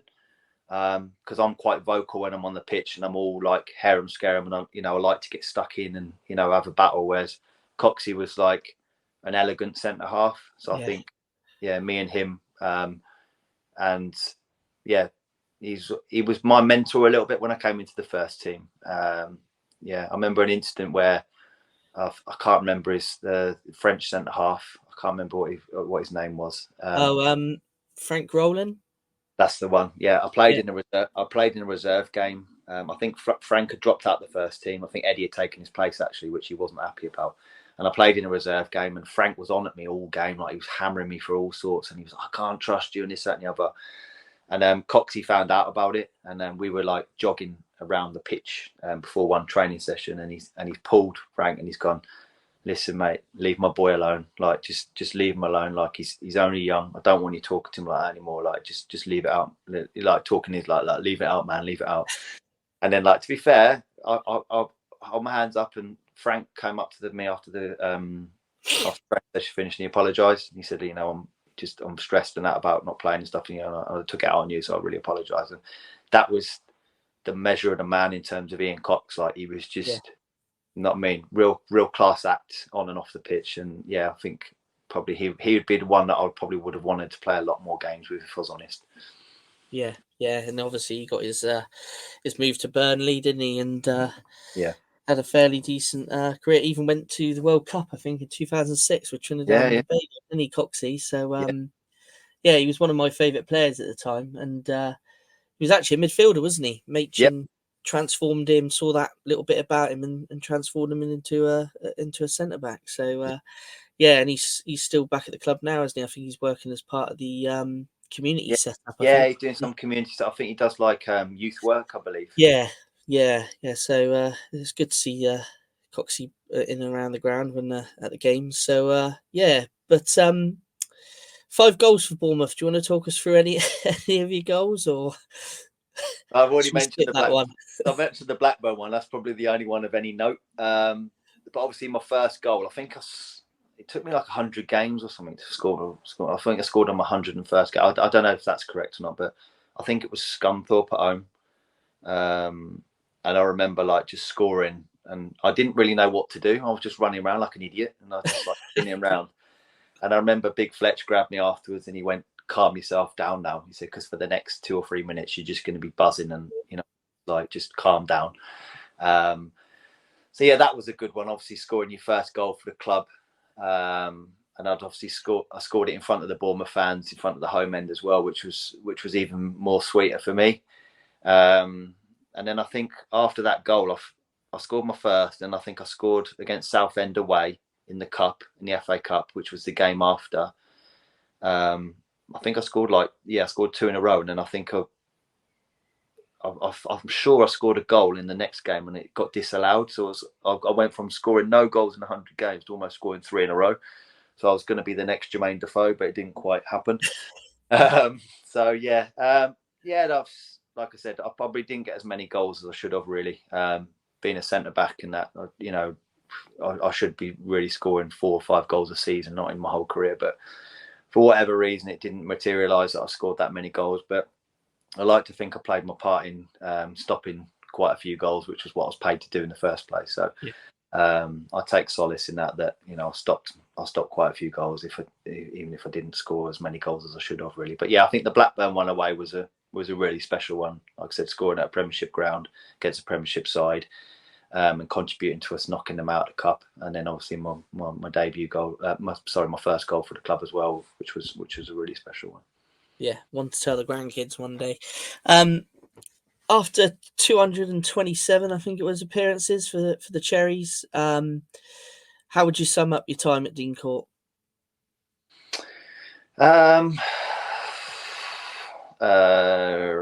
Good question. I would say I look back at my time at Bournemouth with real fond memories. It's my club, you know what I mean? I've been there since I was a boy, and to have represented the club that many times is a real honour. Like I said, it should probably have been double that amount, but injuries dictated that that's not the case. But I've played for some other teams, but Bournemouth will always be my team from a kid. And I've I loved every minute of playing for that football club, and I like to think the fans would see that when I played, I did try and give everything. You know, may not have always been the best player, but when I was on that pitch, I made sure that I didn't leave anything out there, and I gave everything I could. And you know, even when I was playing injured and hurt, you know, I still gave everything. But yeah, I really love playing for Bournemouth, and you know, as you can see, I've got one of my shirts behind me Yeah. on the, you know, so that's the promotion shirt, and I've got many happy memories of being on the South Coast. And although I don't live there now anymore, it's still has a special place in my heart. So you moved on. You ended up at Hereford, if I'm correct. And on the first day of pre-season, you turn up and there's only 8 players. Yeah, Bit of a strange one. yeah. Again, really weird one. Like myself and Marcus Browning, like they wanted both of us, and we travelled up one day and we went to have a look at the ground and that. And I think Marcus was thinking about travelling up every day. And then he got back and he dropped me off, and I got out of the car and he went, Broady, he went, I can't do this, mate. I can't travel that every day. So I'm pulling out. And I went, okay, fair dues, mate. That's cool. So I decided to sign for Hereford. Met Graham Turner, who's obviously very well respected in the game, had a great managerial career, especially at Wolves, which ironically I'm working for now. And he just basically said that I'm having a complete rebuild. They'd got promoted from non-league 2 seasons before, and then the season before they'd just avoided relegation, so they were struggling. He'd had a clear out of players, and he said, I want to have a right go now. He said, the club are in a position where I think we can push on. We've got a good fan base. We've got a little bit of money behind us, so we're going to have a go. And he said, we're going to see some new faces. He'd highlighted me. Richard O'Kelly had worked alongside John Truick, who was the assistant. They worked really closely at West Brom together in the youth setup. So Richard obviously rang John and said, look, you know, take on Carl. He's, you know, ex-captain, blah, blah, blah. So that's how the relationship was built there. Graham said, I'm going to make you captain straight away. I've got a young centre-half that I want you to help. He's come from a London side, and he's got a lot of potential. I need you to help him. He said, and you know, he sold the club and the spiel, but he didn't say about how many players that he had signed yet. He just said, this is my plan. It was great. Went and had a look at the training ground, all good. So signed the forms. Moved up 3 days before, staying in a hotel, turned up for the first day of pre-season, got to the ground, and there was like 2 lads there, and then, you know, players start drip feeding in. So we met at the stadium, and it was like, right, lads, we're going. And there was like 8 of us. I was like, oh, the other lads just must be meeting us at the training ground or something, like the local lads. So we've got to the training ground and doing a warm-up, and it's like, there's just 8 of us. And I was like, me and another lad who just signed for Warsaw. I was like, mate, what the hell's going on? I've got 8 players. And he was like, I don't know. He said, like, did the gaffer tell you anything about this? I went, no, he told me about all these big players. He went, yeah, he said the same to me. He's like, didn't say how many players we signed. I was like, oh my, I was like, you know, like, Ryan, you just think, like, what the hell is going on here? Like, what have I got myself into here? And it's like, I'd signed a 2-year deal, so I was like, I can't get out of the contract. So I was like, blew my neck. But then as pre-season progressed, like, new players were coming in, and yeah, some of the players that he brought in were just, you know, like Trevor Benjamin, who played in the Premier League, Clint Easton, who played in the Premier League for Norwich, like, got in some real top quality players. And then as pre-season went on, the lads started, you know, bonding and gelling, and then we had a really, really good season. I think we were odds-on favourites to be relegated that year, and we ended up getting automatic promotion in the first season. So that was that was probably one of my most enjoyable seasons in football, actually, of just how mental it started off, how chaotic, but then how it just pushed on, and we had a really successful season. You mentioned obviously the manager, Graham Turner. He was a veteran, like you say, of the game. I mean, I think he's 4th in line of managers that have managed the most games in the Football League, you know, behind the likes of, you know, Fergie and Warnock and Wenger. But how did he differ to Sean's coaching and style? He was very like authoritarian, if that makes sense. So like, it was, this is how we're going to do it, and this is how we're going to do it. If you don't like it, then you ain't playing. He was very straight down the line, as like I said, very direct, which is what I like. You knew where you stood with him. There was no grey area. There was no like, oh, you're not playing because, you know, I need you to rest you or this, that, and the other. It was like, you're not playing, you're not good enough. And I'm going to giving someone else a chance, which I respect that because everyone knows where they stand. And I think that's probably why we had so much success in the first season, where he knew how to manage egos as well. So we had a few lads that had played in the Premier League, and I'm not saying they did have big egos, but I think if there was any point where they would step out of line or getting a bit above themselves, then he would snap them back into shape. But it was quite a unique situation, really, because he was manager and owner of the club at the same time. He'd bought the club. So he had a real vested interest of making sure that every player that came in was the right player. He was very diligent in terms of like knowing a lot. So I remember like when we sat down and we were discussing like, you know, me signing for the club. He knew everything. He knew absolutely everything about me. He knew injury record. He knew games I played. He even knew stuff about my personal life. So he went into fine detail because, like I said, because he was owner as well, he needed to make sure that every player the club was correct. And he didn't suffer fools gladly either. If you did anything who stepped out of line, he flipping told you straight away. He was almost like we used to call him the Sergeant Major because he was like, he would come in there and go, right, men, and he was proper like. But he had a good sense of humour as well, and he had some good stories about, you know, some of the players that he'd coached, and if you ever wanted some advice, his door was always open. But he kind of left the sort of training and coaching stuff to John Truick, who would take the training sessions and he would oversee and step in as and when. And then he would kind of manage the sort of day-to-day running of the squad and selection and things like that. So, yeah, I liked Graham. I think he was a real football bloke, if that makes sense. He knew football inside and out, and you couldn't pull the wool over his eyes, and he'd seen and done it all, really. So, yeah, really, really respected him. So, after a successful spell at Hereford, if I'm right, you had a trial back at Bournemouth. Is that right? It wasn't a trial. It was so basically my contract had come to an end at Hereford, and I wasn't offered a new one. And obviously Eddie was manager at the time, and I just said to him, "Look, I'm at a club. I haven't got a club at the moment. Is it all right if I come and just do pre-season, just to keep myself fit and just wait for anything that comes about?" And Eddie was like, "Yep, no problem, mate. Like, you know, come and get involved."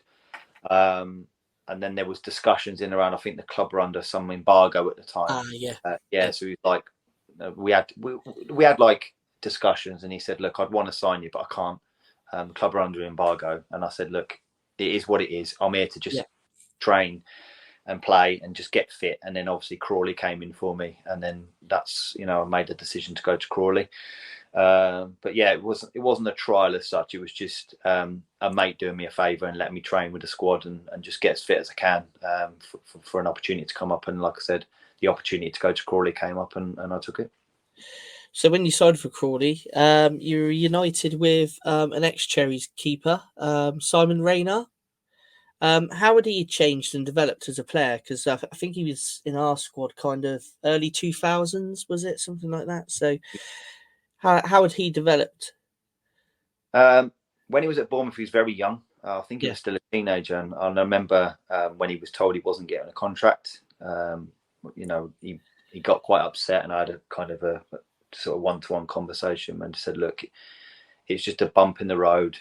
There's going to be other opportunities. Just go away, work hard, and you'll get an opportunity to play elsewhere, I'm sure," because he had some good qualities. But I just think at the time at Bournemouth, he didn't really have a pathway because there was players that were, you know, more experienced and better than him at the time. And as you know, like young keepers, you know, their career's different to outfield players. They mature, right? So yeah, he always knew he had the attributes to be a goalkeeper. And then he changed quite a lot because obviously he'd grown up quite a bit because a lot of time had passed. He was just this big Canadian bear, just a big hairy thing that had chewing tobacco in his mouth all the time, and he was just he developed and matured. He still couldn't kick the ball very well, though. I said that to him in the first training session. I said, "You're still shit at kicking, mate. You're still crap at kicking." And he laughed. But yeah, he'd filled out. He got bigger. He'd become a lot more confident, a lot more of a commanding presence in the box, which is what you want as a centre half. You want your goalkeepers to be commanding. But I think he just sort of appreciated that the time at Bournemouth wasn't right for him, and the decision probably was the right decision at the time. And I think players that do get released or aren't, their contracts aren't extended, sometimes it is the right thing. At the time, you don't think it's the right thing because ego or pride or whatever steps in, and you think, well, no, it's the wrong decision. But as I've looked at decisions that people have made about my career, they probably were the right decision at the time. I didn't think they were. So I think he'd kind of had that reflection piece, and he was really comfortable with where he was at. And yeah, I think he was. I think the season before he'd won some award for league award for most amount of clean sheets or something. So yeah, he developed really well as a person as well. He's a lot more grounded, and I think he was settled in Crawley with a partner and stuff, and had a house and that. So yeah, it's weird because I felt really old because I remember speaking to him when he was young, and then looking at him and he's got a partner and a house, and I was like, bloody hell, I've aged. Obviously, you played under the charismatic Steve Evans. No, you didn't. I did, yeah, I did. But you did. Because what was he like as a manager? Because I mean, you hear some stories about him, and obviously Fletch played under him while he was at Crawley. So Fletcher's told some stories about him as well. So what was he like for you?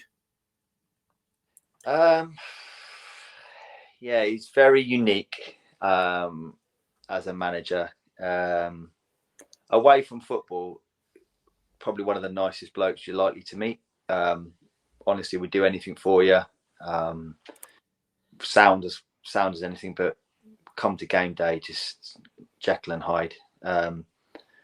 We used to know if you're going to get it because he'd bring a towel in with him. So he'd bring a towel in with him because he'd sweat that much. He was shouting for that long that you'd have to have a towel to dab his face. Because if the towel was brought in, you just knew it was going to be 15 minutes of him standing there and just berating you for 15 minutes. But yeah, look, he was unique to me. Probably not my cup of tea in terms of managers, in terms of the way he managed, but he's successful as a manager. So I can't, say too much about that side of things because he's had a successful managerial career, and he's had success at pretty much every club he's gone to. So there's something in there that's good, but probably the longevity of him at teams isn't there because it only works for a certain amount of time. It is my personal opinion. I think players can only put up with that type of management for a certain amount of time.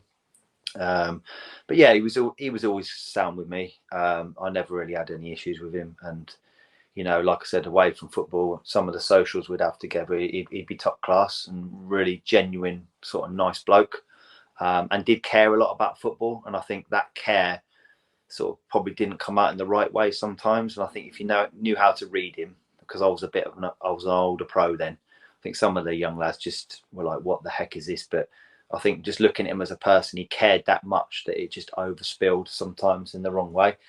But yeah, look, like I said, I've got no bad words to say about Steve. And I think everyone's got a Steve Evans story. I've been on a few coaching courses, doing my coaching badges, and I've spoken to some players that played under him, and every time we've mentioned his name, we all just smile or laugh because we know everyone's got a story about Steve Evans, because he is a big personality. And I think, yeah, football needs them personalities sometimes, because I think you look at some of the managers, they're so boring, like, media trained up the eyeballs, and they answer a question but without really answering it and things like that. Whereas with Steve, you'll ask him a question and he'll just tell you what he's thinking on his mind. And I think there is a place in the world for that sometimes, because it is entertaining.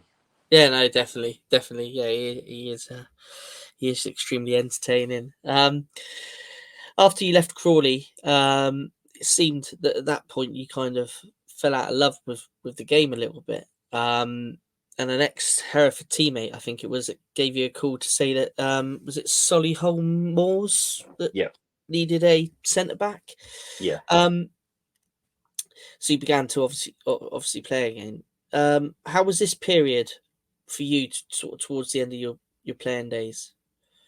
I think it's tough because no secret that my injury record isn't great. And I think like after my contract had finished at Crawley, my body was kind of telling me that, you could probably scratch around, move around for another season or two, at the lower leagues and, earn all right money, but at what cost to your body? And at the time of being at Crawley, I met my partner who I'm with now, and she became pregnant. So it was like I needed to move up to Wolverhampton because I haven't got any kind of family left around. So I moved up to Wolverhampton, and then I was like half looking to get a team, but not really. Like my heart wasn't really in it. I went to Telford for a little bit for 6 weeks, and then I was just like, this isn't for me. And then I kind of just fell out of football for a season and just did bits and bobs, like working, doing different types of jobs and just exploring the world a little bit, really, because I've been in this football bubble since I'd kind of 12. And sort of experiencing what real life is like, because the football world isn't real life. It's not a real job, really. Do you know what I mean? It's a crazy world. So like, actually going and living a proper life. And then Simon Johnson, who I played for at Hereford, he just called me one day and said, "Look, Broads, I'm at Solihull at the moment. They're struggling for a centre back. I know you haven't played for a bit. What do you think?" And I spoke to my partner and I was like, "What do you think?" She went, "Look, if you think you can do it, then do it." So I went for pre-season, quite enjoyed it. I enjoyed the vibe around the place. It was my first sort of experience of like proper semi-pro football, which was a learning curve in itself, training 2 nights a week, not knowing sometimes what the numbers of the session would be, because someone might be late for work or they've got a job on somewhere else, which I couldn't really comprehend because I was used to full-time football. And then, just had a season there playing. It was all right. I don't know how much I enjoyed it. And then I had a conversation with the manager at the end of the season, and he said, "Look, I'll sign you as a player, but I don't know how much you're going to play because, various reasons." And he said, "Do you fancy being my assistant manager?" And I went, "Yeah, okay, crack on." So I had 2 seasons as assistant manager under Marcus Bignett and learnt a lot about the other side of the game. And started to fully appreciate what coaching and managing is all about and some of the stresses and strains, although it being at a lower level. And did that for 2 seasons, and then Marcus kind of moved on, and then I left Solihull and then started my coaching career from then, really. So you're based at Wolves now, and you are under 15, 16 youth development phase coach. Is that right? Is that the right title? Yeah. What exactly does that job role entail? Oh, how long you got? In a nutshell, it's basically our 15, 16 cell are basically getting our players ready for their scholarship year, going into the under 18. So they'll get a 2-year scholarship, which they are employees of the football club. So our job, myself and the 2, so I've got Darius Vassell, myself and Wes Hughes, who run the cell. So our job is to get players ready for full-time football, basically. So under 18s, and then giving them the sort of tools to make it as a professional footballer. So we've currently got 3 lads. We've got 1 lad under 15 who's in around the first team at the moment, been on the bench a couple of times, Wes Okadua.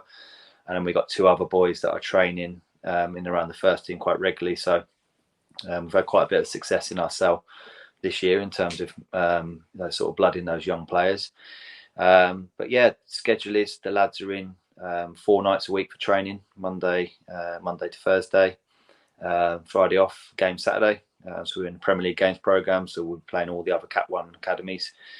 And then that's it, really. So we're a whole holistic approach. So they get the package the boys get is unbelievable, really. I look at my days in Centre of Excellence, we have none of this. So they get a nutritionist, they get they've got analysis, so they've got their own huddle account, so they can look at games, and all the training sessions are filmed.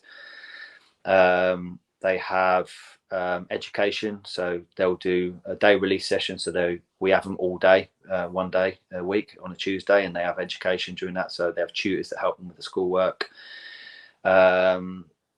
They have transport provision, so the lads get taxis in and around training sessions. They don't have to worry about funding their transport into the ground, which we never had. My mum and dad had to pay to get me to to Bournemouth. So it's like football, youth football has moved on light years away from what it was like when I was a young lad. And I just look at sometimes what some of these boys have. And it's a reminder sometimes to the boys that, you have to keep your feet on the ground, because they are given quite a lot at a young age. And it's almost like an expectation that that's what it's going to be like all the time.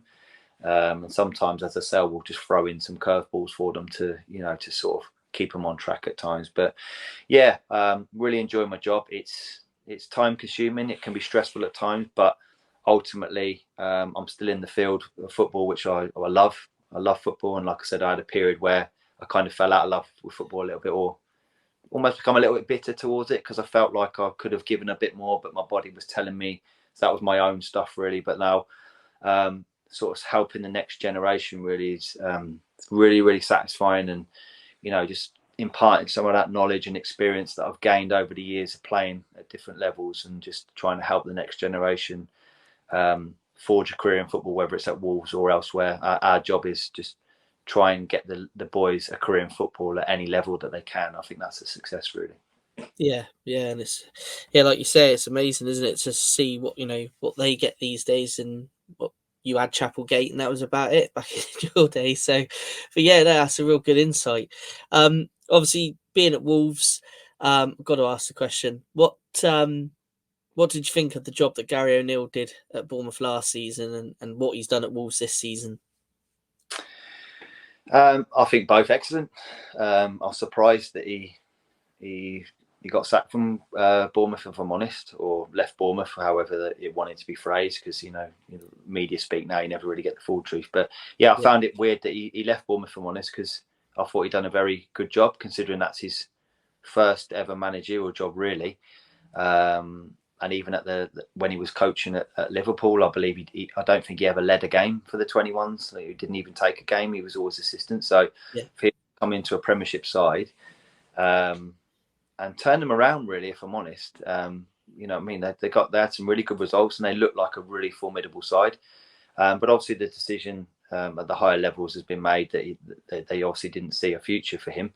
And he's come into Wolves, and he's done exactly with Wolves what he did at Bournemouth. He's completely galvanised what was a fractured squad, and the results speak for themselves. And I don't think Wolves are the only team that have struggled this, but we've had quite a few injuries to key players this year. And I think the fact that we're finishing in the position that we are, with all the turmoil that's happened this season, I think he's done an outstanding job. And I think he's going to have a long career in management at the highest level. I think he's very studious. The way he conducts himself around the building, he's very intense, and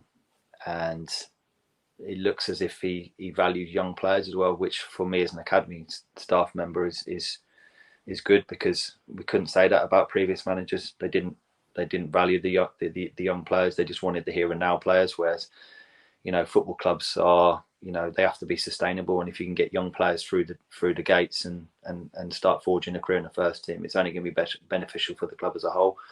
And Gary seems like he's willing to trust the young lads, because we've had quite a few that have been around the first team this year.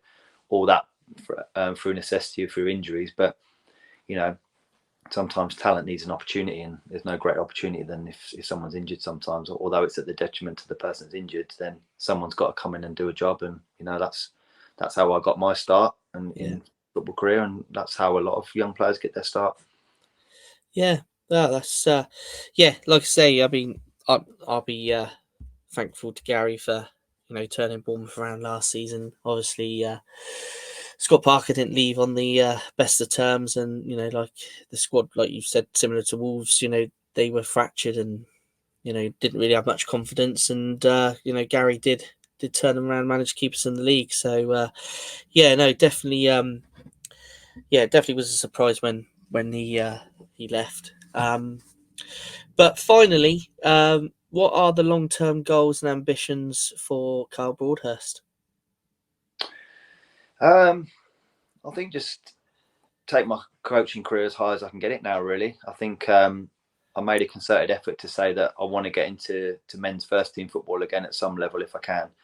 But I wanted to earn my stripes as a coach, because I think just because you played the game, it doesn't mean necessarily that you're going to be a good coach. And I think learning the game from a different viewpoint is really important, because if you do get your first job in football, in men's football, that's the most important job, because that's when you set your stall out and you build your reputation. So I just want to be as prepared as I can be if that opportunity does arise, that once I get that opportunity, I'm going to run with it and make it a success.